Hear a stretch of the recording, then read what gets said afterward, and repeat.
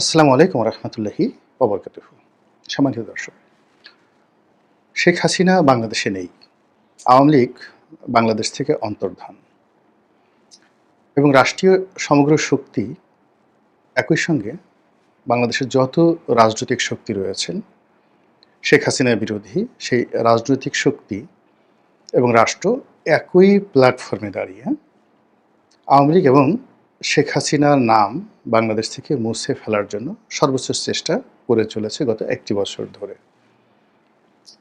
ফলে ১৫ বছরের বজ্র কঠিন শাসন, সেটা আপনি স্বৈরাচারী শাসন বলেন, একনায়কতন্ত্র বলেন, ফ্যাসিবাদী শাসন বলেন, যা কিছুই বলেন না কেন, এই ১৫টি বছর ধরে বাংলার আনাচে কানাচে শেখ হাসিনা এবং আওয়ামী লীগ, তার সহযোগী শক্তি, police, RAB, BGB, Chhatra League, Jubo League, Awami League, এই পুরো প্রক্রিয়াটি একটা রসায়ন তৈরি করেছে।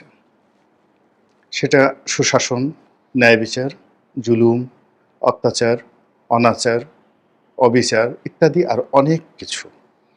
চাঁদাবাজি, দখল, খুন, ধর্ষণ, রাহাজানি, গুম, হত্যা আরও নানা রকম দমন-পীড়ন যা কিছু রয়েছে। তো সব মিলিয়ে ধরুন খাতার একপাশে শেখ হাসিনা এবং আওয়ামী লীগ, তার পাশে যে অপরাধগুলোর কথা বললাম গত ১৫ বছর ধরে যা কিছু হয়েছে। এবং ওই সময়টিতে যারা ভিলেন হিসেবে যে মানুষগুলো ভীষণ রকম অজনপ্রিয় হয়ে পড়েছিলেন, পর্দার সামনে যারা আসতেন এরা ছাত্রলীগ এবং যুবলীগের কিছু পরিচিত মুখ। আর পর্দার সামনে কতগুলো মুখ যেগুলো দেখলে আমাদের মন টন খারাপ হয়ে যেত, মেজাজ গরম হয়ে যেত, গুস্সা আসতো। সেই নামগুলোর মধ্যে ধরুন সেই যাকে বলা হয় সালমান এফ রহমান, তারপর আনিসুল হক আইনমন্ত্রী, এরপর অন্যান্য যারা যারা ছিলেন মোটামুটি যারা শেখ হাসিনার পক্ষে কথা বলতে সামনে এসে এবং আগ বাড়িয়ে নেতৃত্ব দিতেন, তাদেরকে আমাদের খারাপ লাগতো, ভালো লাগতো না। এটাই বাস্তবতা। আর এর বাইরে পর্দার আড়ালে কতগুলো নাম, যেমন শেখ রেহানা, জয়, ববি, পুতুল, তারপর শেষে পুতুলের স্বামী, পুতুলের যে শ্বশুর ইত্যাদি আরও অনেকগুলো নাম, যে নামগুলো অনেকটা মারুফতি নাম। আমরা তাদের সম্পর্কে একেবারে ঢালাওভাবে সবাই অভিযোগ করতাম, কিন্তু তারা আসলে কি অন্যায় করেছেন তার to the point, pin point যে বিষয়বস্তুগুলো, এগুলো আমরা জানতাম না, কিন্তু আমরা আন্দাজ করতাম। ইয়া করেছে, ওয়া করেছে, হ্যাং করেছে, ত্যাং করেছে, দেশটাকে লুটপাট করে শেষ করে দিয়েছে। এরকমভাবে আমাদের মনের মধ্যে এরকম একটা মারুফতি কতগুলো নাম উথাল পাথাল করত। যাই হোক, ফলে কী হলো, আমাদের নিঃশ্বাস প্রশ্বাসে আওয়ামী বিরোধী, শেখ হাসিনা বিরোধী একটা বিষ যে বাষ্প, এটা ছিল। এই বিষ বাষ্পে সারাটা দেশ উত্তাল হয়ে পড়েছিল এবং সেই ঘূর্ণিঝড়ে একটা অভ্যুত্থান হয়, অপূর্ব অভ্যুত্থান, যেটি বাংলাদেশে ইতিপূর্বে কখনো হয়নি। কেউ বলছেন এটাকে সামরিক অভ্যুত্থান, কেউ বলছেন গণ অভ্যুত্থান, কেউ বলছেন বিপ্লব। কিন্তু বিষয় হলো যে আপনি যদি সামগ্রিকভাবে ধরেন, এটা সব কিছুই হয়েছে। এখানে সেনাবাহিনী যখন বলল যে আমরা গুলি করব না, সরকারের কোনো অর্ডার আমরা মান্য করব না যেটা জনগণের বিরুদ্ধে যায় বা আন্দোলনরত ছাত্রদের বিরুদ্ধে যায়, এইরকম বাংলাদেশে কখনো ঘটেনি, কোনো অবস্থাতেই ঘটেনি। জেনারেল নুরুদ্দিন খান একবার তিনি হিরো হয়ে গিয়েছিলেন, মূলত এরশাদ সাহেব তাকে ক্ষমতা হস্তান্তর করার জন্য বা তার নিকট ক্ষমতা হস্তান্তর করতে তিনি প্রস্তাব দিয়েছিলেন এবং তিনি সেটা গ্রহণ করেননি। কিন্তু এরশাদ ঠিক ওই সামরিক বাহিনী, পুলিশ বাহিনীকে ব্যবহার করে আমাদের জুলাই আগস্ট বিপ্লবে ২০২৪ সনে যে নির্মমতা এবং নৃশংসতা হয়েছে, ওই পর্যায়ে যায়নি। তো এনিওয়ে, তো সেই যে জুলাই আগস্ট বিপ্লব হলো, সেই বিপ্লবের আগে জনগণের বিপ্লব, ছাত্রদের বিপ্লব, রাজনৈতিক দলগুলো সবাই কিন্তু মাঠে নেমে গিয়েছিল এবং শেখ হাসিনার পক্ষে একটি রাজনৈতিক দল ছিল না রাজপথে। এমনকি শেষমেশ সেই যে জাতীয় পার্টি, তারাও একেবারে শেষের দিকে এসে সরকারের বিরুদ্ধে ভুল পাল্টে ফেলেছিল। আর সামরিক বাহিনীর কথা তো বললামই। পুলিশ বাহিনীও একটা সময় তারা একেবারে রণভঙ্গ দিয়েছিল। পুলিশের কেন্দ্রীয় কমান্ড, তারপরে শেষে যারা কয়েকটি ব্যাটালিয়ন, তারা এই ছাত্র দমনে শেষ মুহূর্ত পর্যন্ত শক্তি প্রয়োগ করেছিল। কিন্তু অনেকগুলো থানা, অনেকগুলো জেলা অনেক আগেই তারা আত্মসমর্পণ করে ফেলেছিল। আর বিজিবি সবার আগে বিজিবি আত্মসমর্পণ করেছিল। এটা আপনাদের মনে আছে। যাই হোক, এরকম অনেক ঘটনাবহুল যে জুলাই আগস্ট ২০২৪, সেটার পরে একটি বছর চলে গেছে। এখন এই ১ বছরে আমরা কেমন আছি? শেখ হাসিনাবিহীন এই বাংলাদেশে কেমন আছি? এটা যদি আপনি সত্যিকার অর্থে মূল্যায়ন করতে বলেন, নিরপেক্ষভাবে মূল্যায়ন করতে পারেন, তাহলে আমাদের ১ম প্রাপ্তি সেটা হলো আমাদের শেখ হাসিনা নেই বাংলাদেশে। যাকে আমরা বাংলাদেশ থেকে তাড়াতে চেয়েছিলাম। তিনি চলে গেছেন বা তাকে তাড়িয়ে দেওয়া হয়েছে বা তিনি পালিয়ে গেছেন। What ever maybe. দ্বিতীয় প্রাপ্তি হলো আওয়ামী লীগ নেই। ফলে আমাদের আওয়ামী লীগ এবং শেখ হাসিনাকে নিয়ে যে অ্যালার্জি ছিল এবং এই অ্যালার্জিজনিত রোগে আমরা যে ভুগতাম, আমাদের চোখের যন্ত্রণা হতো, নাকের যন্ত্রণা হতো, সারা মুখে, শরীরে চুলকানি হতো, সেই চুলকানিগুলো এখন আর নেই। এটা হলো বড় প্রাপ্তি। দ্বিতীয় প্রাপ্তি হলো যে আমরা অনেকগুলো মানুষকে স্বপ্নের নাগর বানিয়েছিলাম।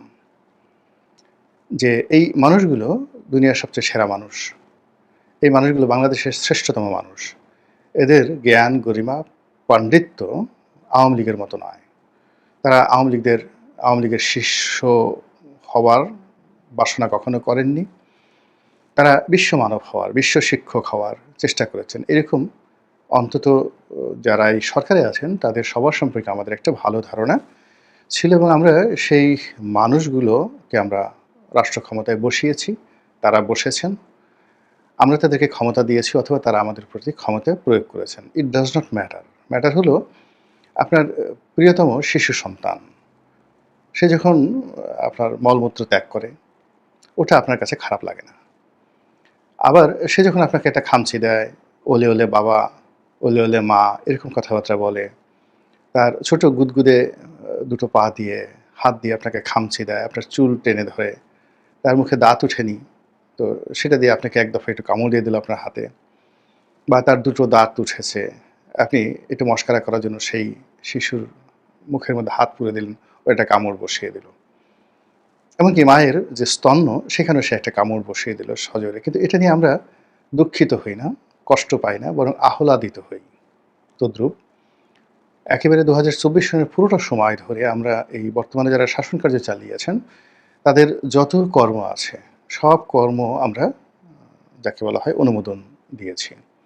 সব কর্ম আমাদেরকে আনন্দ দিয়েছে এবং সব কর্ম আমাদেরকে নানাভাবে অনুপ্রাণিত করেছে। আমাদের ধৈর্য ক্ষমতা বাড়িয়ে দিয়েছে, সহ্য ক্ষমতা বাড়িয়ে দিয়েছে এবং আমরা সবসময় বলেছি, নিজেরা বলেছি, দেখি তারা কি করে এবং নতুন তারা এসছে, তাদের ভুলভ্রান্তি হবে। সাবেক ফ্যাসিবাদী সরকার যে সকল ভুলভ্রান্তি করে গেছেন, যে সকল ক্ষত তৈরি করে গেছেন, সেগুলো পূর্ণ করতে তো একটা সময় তাদেরকে দিতে হবে এবং এভাবে আমাদের ২০২৪ সন চলে গেল, ২৫ সন এলো এবং এই ২৫ সনেরও প্রথম ৪টি মাস আমাদের দ্বিতীয় স্তর গেল।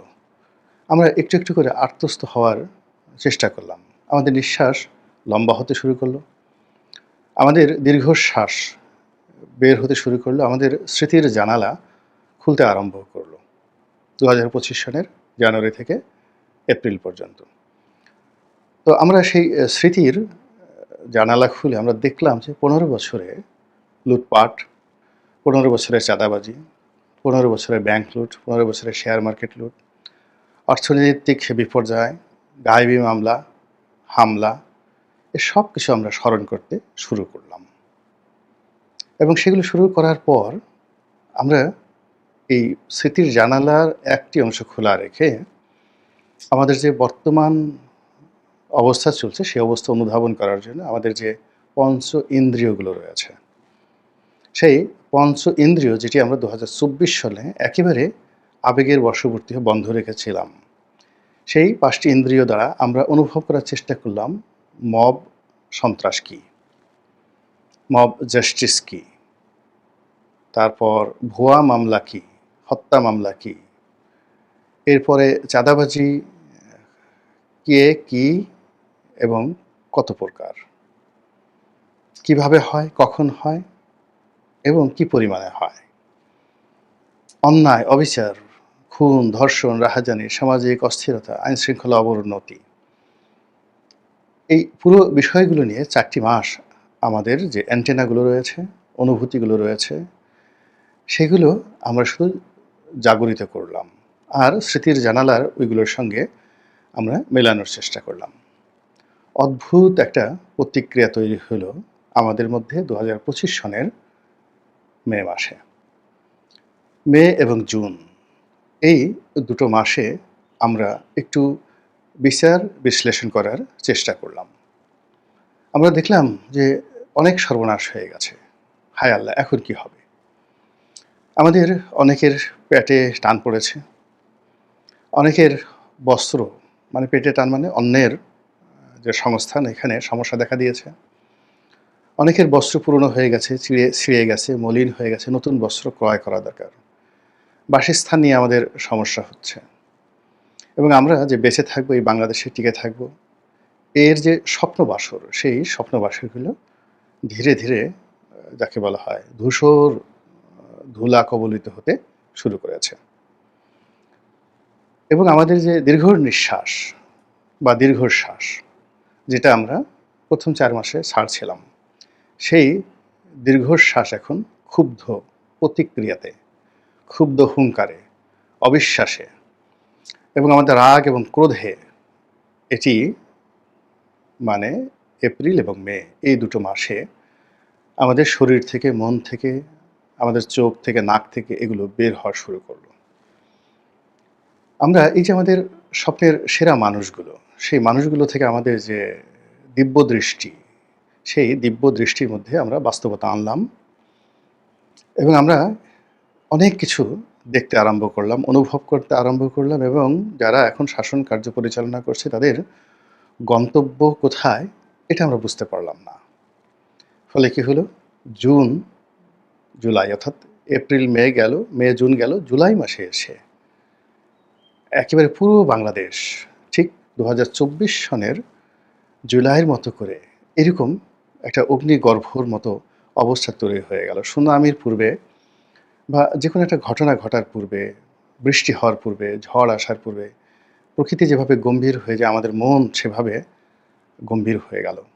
আতঙ্ক, সংশয়, ভয়, দ্বিধা, নানা রকম গুজবে আমাদের শরীর মন অবশ হতে থাকলো। এভাবেই জুলাই মাসে আমরা নানা কথা শুনতে পেলাম।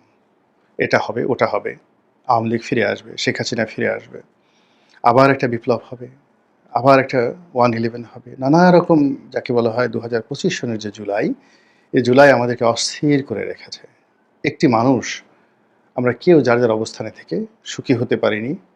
একটি মানুষ আমরা যার যার অবস্থানে থেকে নিজেকে প্রবোধ দিতে পারিনি, অন্যকেও প্রবোধ দিতে পারিনি। এরপরে আগস্ট মাস এলো। আজকে যে ভিডিওটি করছি আগস্ট মাসের ১ তারিখে। কি হচ্ছে এই বাংলায় আপনারা বুঝতে পারছেন। আপনারা বুঝতে পারছেন গণতন্ত্র এখন কোন পথে যাচ্ছে। নির্বাচন যে স্বপ্ন, গণতন্ত্রের যে স্বপ্ন, সেই স্বপ্ন এখন কোন পর্যায়ে আছে।